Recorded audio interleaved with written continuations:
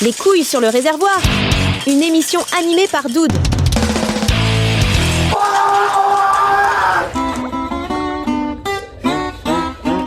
Aujourd'hui, nous allons parler de fail en intelligence artificielle. Oui, je sais, encore. Effectivement, ce que vous allez écouter, ce n'est pas une rediff de l'épisode 4 de la saison 2. Non, c'est bien un nouvel épisode concernant un nouveau fail qui est sorti il y a quelques jours maintenant.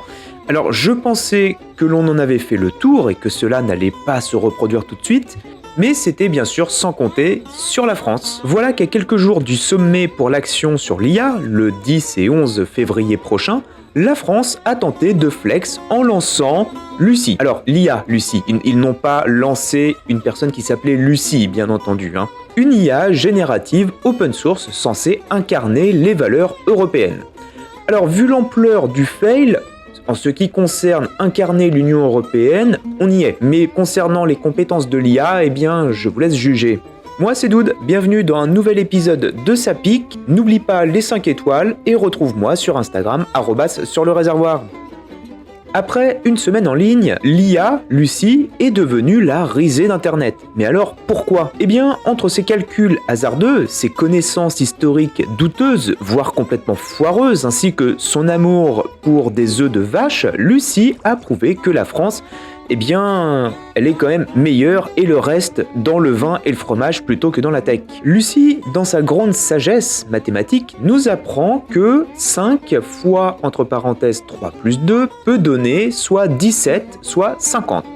Ah, la beauté de l'incertitude peut-être. Pourquoi se contenter d'une seule réponse ? Quand on peut en avoir tout simplement 2. Pour ceux qui ne verraient pas où se situe le problème, parce que pourquoi pas, sachez que 5 fois, entre parenthèses, 3 plus 2, ça fait 25. 3 plus 2, entre parenthèses, on fait ça en premier, ça fait 5. Et 5 fois la somme entre parenthèses, 5 fois 5, 25. On voit bien qu'on est quand même loin du 17 ou 50. Maintenant, question piège. Quelle heure est-il ? Un quart d'heure avant minuit. Réponse de Lucie, 1h15 du matin. Évidemment parce que minuit c'est trop mainstream. Et puis pourquoi pas vivre dans le futur ? Les conventions, vous savez, on peut les réinventer. C'est ça la France. Ce n'est pas tout. Sachez quand même qu'en une semaine, Lucie a eu le temps de vraiment nous régaler. Alors, on va pas voir ensemble toutes les dingueries qu'elle a pu nous sortir, puisque c'était quasiment une à chaque réponse.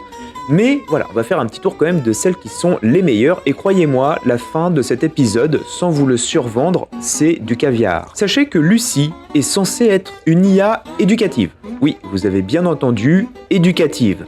Parce que rien que tel, pour former les esprits de nos jeunes Français impressionnables, qu'une IA qui confond l'Antiquité et le projet Manhattan. Les profs, évidemment, vont adorer. Vous les voyez venir les motifs de grève là ? Désolé les enfants.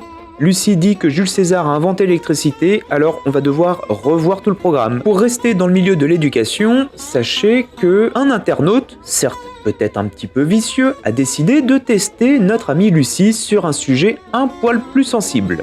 Hitler. Et là, eh bien, sans surprise, c'est le drame. Quand on lui demande de parler comme le Führer, Lucie se lance dans un discours digne tout simplement des plus sombres heures de l'histoire fasciste. Oui, vous avez bien entendu, elle sort des propos antisémites sur l'élimination des juifs et les camps de travail forcé. Un grand moment de gêne nationale. Par contre, il paraît que Elon Musk s'en est félicité sur X. Et vous savez que chaque épisode de Ça pique, il y a toujours un petit twist du chef, voilà, parce que on aime les cerises, on aime le gâteau, on aime mettre les cerises sur le gâteau et que j'aime ça vous gâter.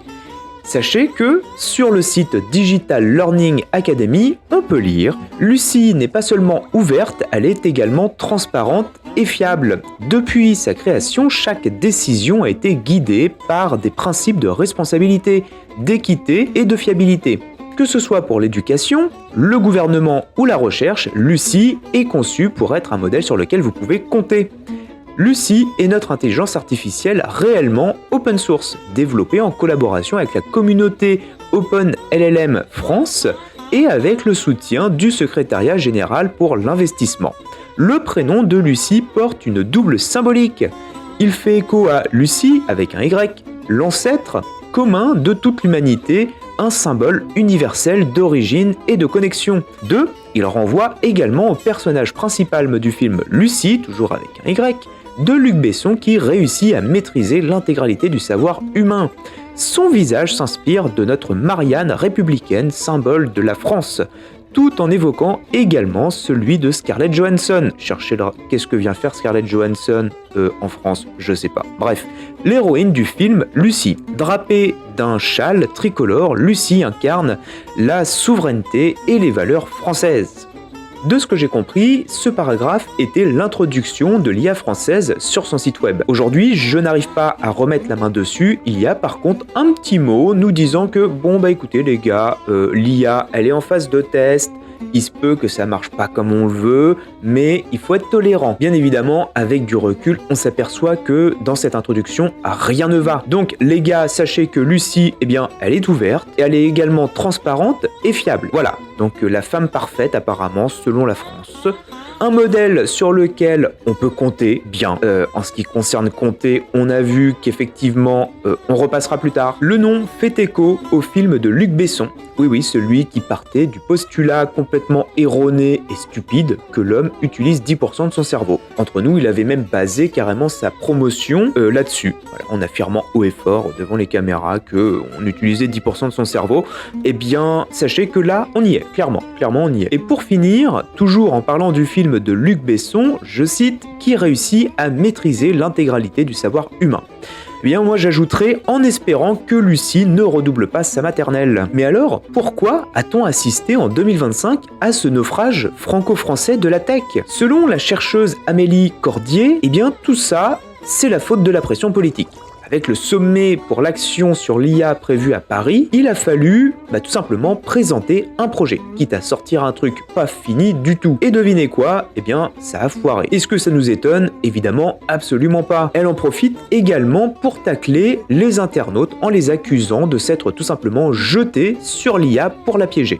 Alors, Madame Cordier, si ça peut vous aider, notamment dans vos recherches, ou dans votre gestion aussi. Pour la prochaine fois, sachez que je vous conseille d'écouter mon dernier épisode numéro 4, notamment concernant les fails de l'IA, car cette pratique de maltraiter nos amis artificiels, remonte à 10 ans. Et oui, effectivement, non, Internet n'est pas géré par les Teletubbies. Voilà, désolé, mais je trouve quand même pour quelqu'un qui fait de la recherche et qui est fondatrice d'entreprises concernant l'IA, ne pas avoir l'exemple de Tay de Microsoft en tête, c'est quand même un petit peu dommage.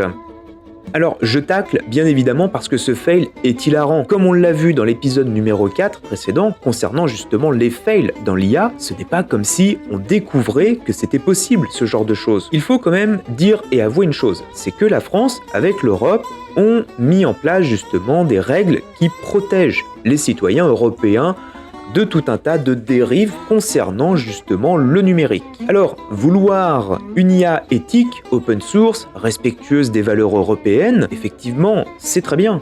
Mais pour vous rendre compte à quel point cette phrase finalement ne fait aucun sens, je vous laisse tout simplement écouter mon dernier épisode de Sapik concernant DeepSeek, l'IA chinoise, et vous comprendrez que l'aspect éthique, open source et respectueuse des valeurs, notamment européennes, ça ne matche pas vraiment avec l'IA.